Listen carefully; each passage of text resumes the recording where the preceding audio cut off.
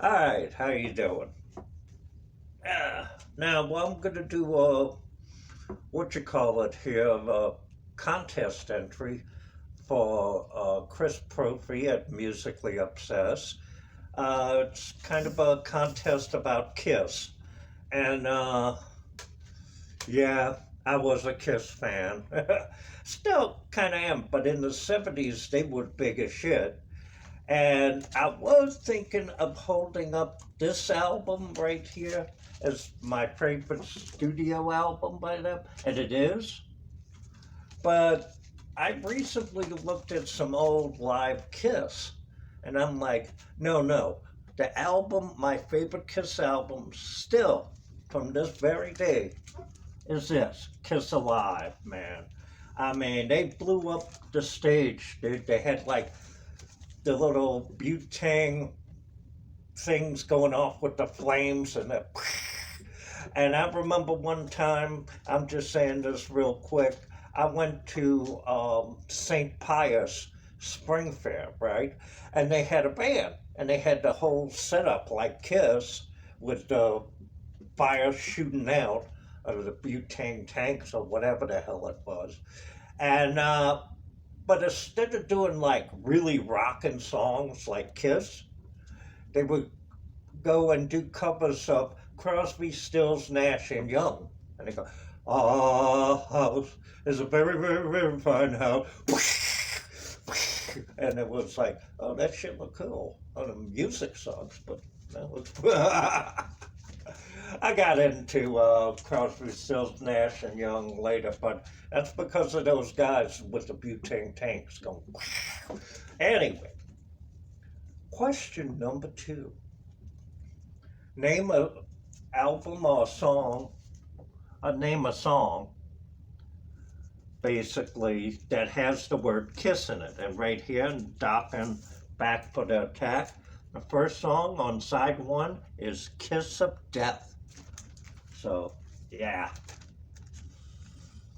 Now it says to name somebody for question number three, find a band or whatever to that has a name with somebody named Ace, somebody named Gene, Peter, or Paul.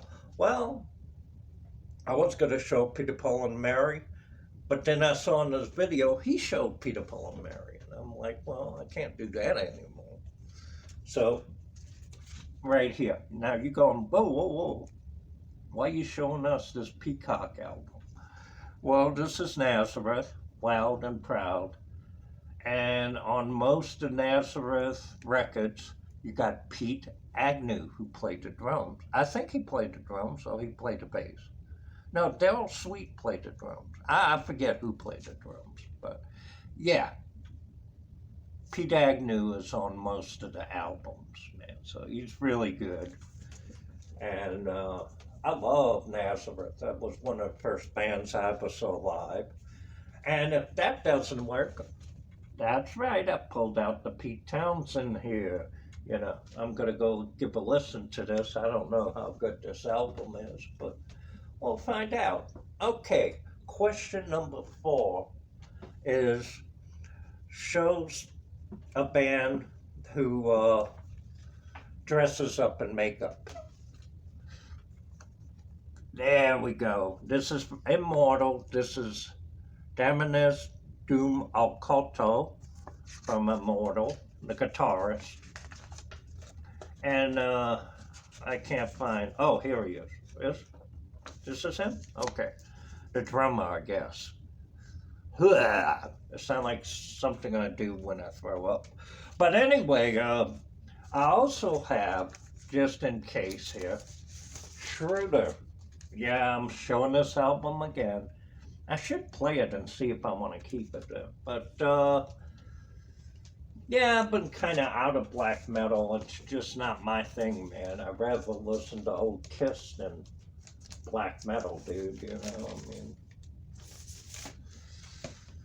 And they said, for the fifth one, get somebody who toured with Kiss.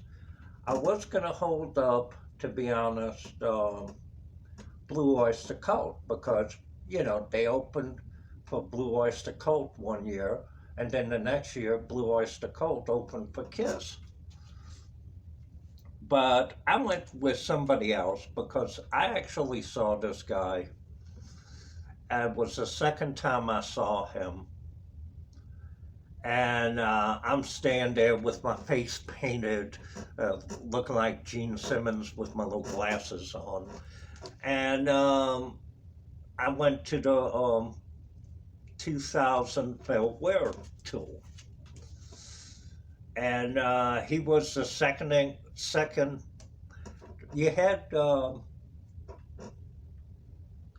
Skid Row opening up, but this guy came right afterwards, and he was just kind of starting out again.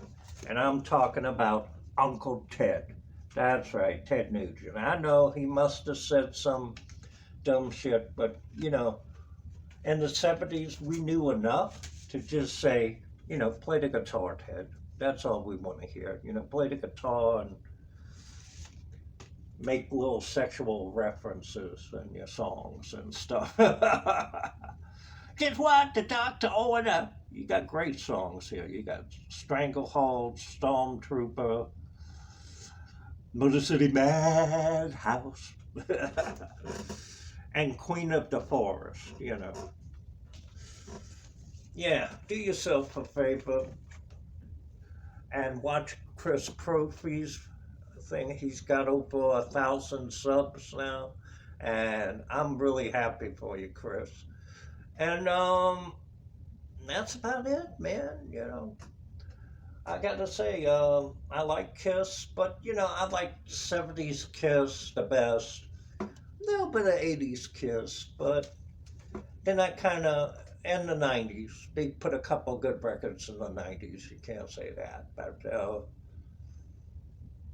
the last album they did was Monster, and that was a good album, but I can't really say I'm a Kiss fan, you know. I'm definitely not one of those Kiss tards that Dr. Fuck talks about. Gotta love Dr. Fuck. And you gotta love Chris Propfe, it's the law. All right. Talk to y'all later. Bye.